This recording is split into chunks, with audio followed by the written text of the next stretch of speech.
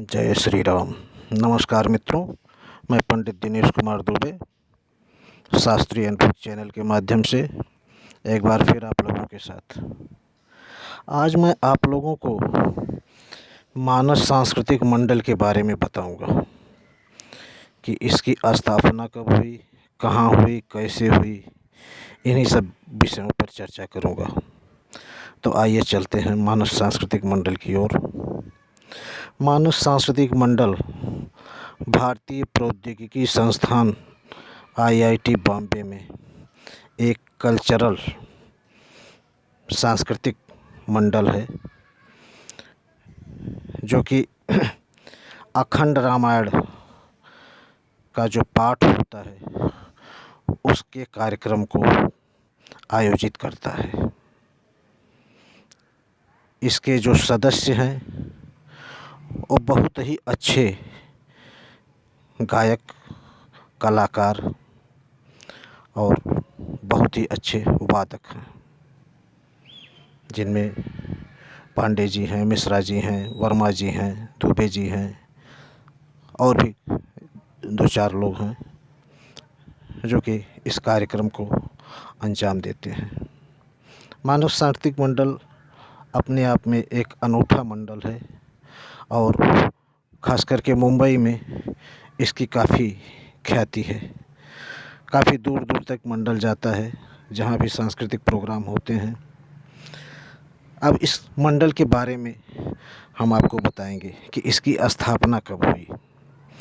तो बहुत पहले की बात है, सन 2000 में, सन 2000 अगस्त का महीना था और पंडित दिनेश कुमार दुबे और रामचंद्र वर्मा भारतीय प्रौद्योगिकी संस्थान में स्थित देवी पद्मावती का मंदिर, दोनों इस मंदिर में बैठे हुए आपस में गपशप कर रहे थे।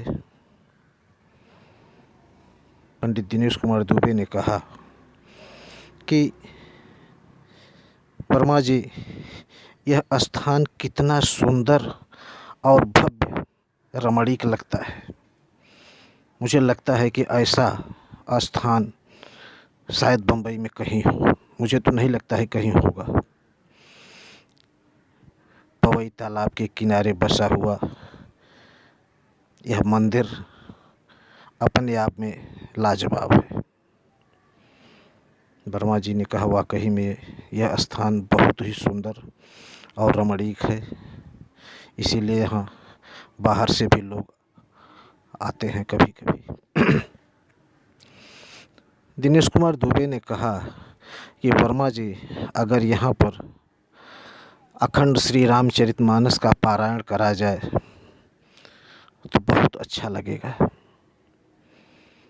वर्मा जी ने इसका समर्थन किया और कहा, वाकई में हम लोगों ने आज तक इस बारे में सोचा नहीं, ये बहुत ही अच्छा विचार है आपका। अगर ऐसा हो जाए तो सोने पर सुहागा। आपसी बातचीत थी, इसको विस्तृत रूप देना था। ये हुआ कि चलो अपने जो बुजुर्ग लोग हैं, महानुभाव, जो संस्थान में अच्छे अधिकारी तौर पर हैं, माननीय व्यक्ति हैं, उनसे इस बारे में चर्चा किया जाए। दोनों जन वहाँ से उठ खड़े हुए और चल दिए। मुख्य भवन, IIT के मुख्य भवन में कार्यरत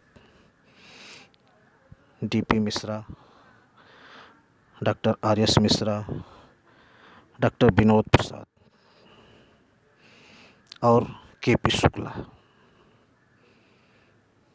इन लोगों से मुलाकात किया और मुलाकात के दौरान ये निष्कर्ष निकाला गया, इन लोगों ने सब ने भूरी भूरी प्रशंसा की और कहा कि जो चीज़ आज तक हम लोग नहीं सोच सके, आप लोग उस चीज़ को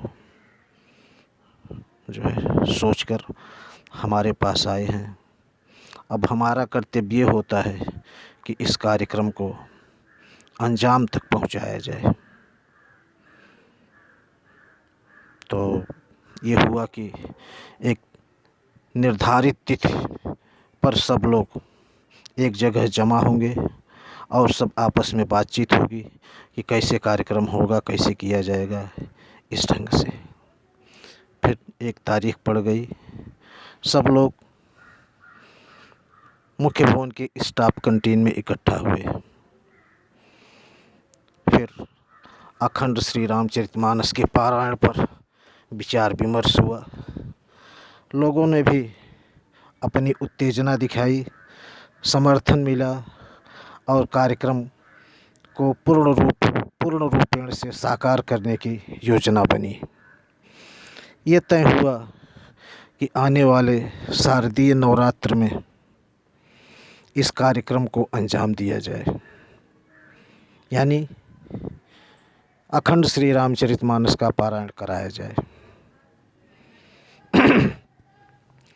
तो इसके लिए ये हुआ कि एक कमेटी का गठन किया जाए। कमेटी बनी, मंडल बना और इस मंडल का नामकरण किया गया। मंडल का नामकरण डॉक्टर आर.एस. मिश्रा ने रखा कि इस मंडल को मानस सांस्कृतिक मंडल के नाम से जाना जाएगा। सब ने तालियां बजाई और उनका स्वागत किया और ये मंडल मानस सांस्कृतिक मंडल के नाम से विख्यात हुआ। फिर सितंबर 2000 में अखंड श्री रामचरितमानस का पारायण हुआ। बहुत ही अच्छे ढंग से कार्यक्रम संपन्न हुआ।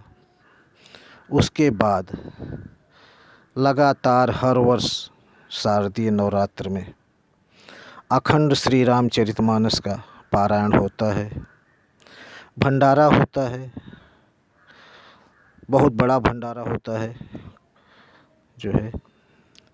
और इस कार्यक्रम में बम्बई के कोने कोने से लोग आते हैं। बम्बई में जो खास करके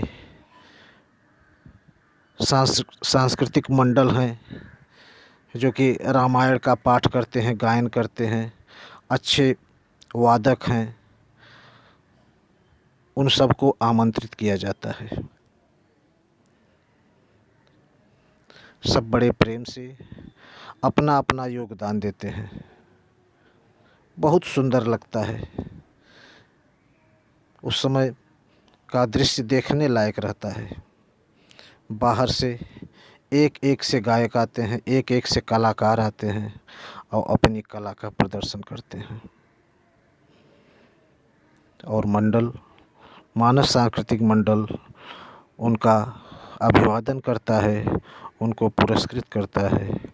इस ढंग से ये कार्यक्रम चलता रहता है।